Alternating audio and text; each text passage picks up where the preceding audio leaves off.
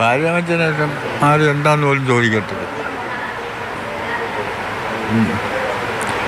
നമ്മൾ ആ ഭാര്യയ്ക്ക് ബന്ധപ്പെട്ട ആൾക്കാർ ഉണ്ട്, അവരാരും പോലും കണ്ടാൽ പോലും വഴി വെച്ച് കണ്ടാൽ പോലും മിണ്ടത്തില്ല.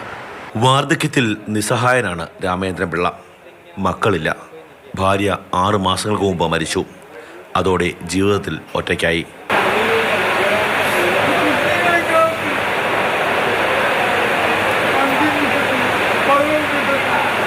ഹൃദ്രോഗം പിടിമുറുക്കിയതോടെ കൊല്ലം ജില്ലാ ആശുപത്രിയിലെത്തി.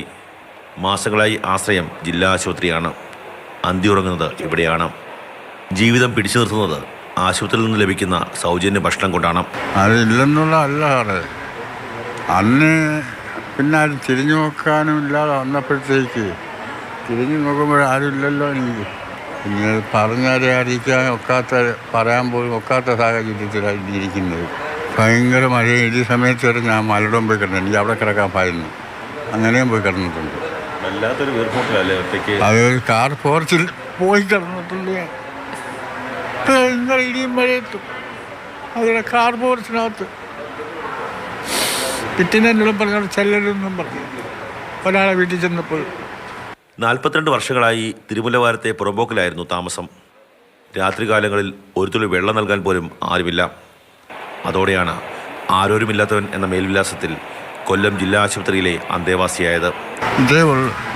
അല്ലാതെ ആരെ കൂടെയെങ്കിലും സാറ് വിളിച്ചാലും സാറിൻ്റെ മിറ്റം ദിവസങ്ങളിൽ ജീവിക്കും.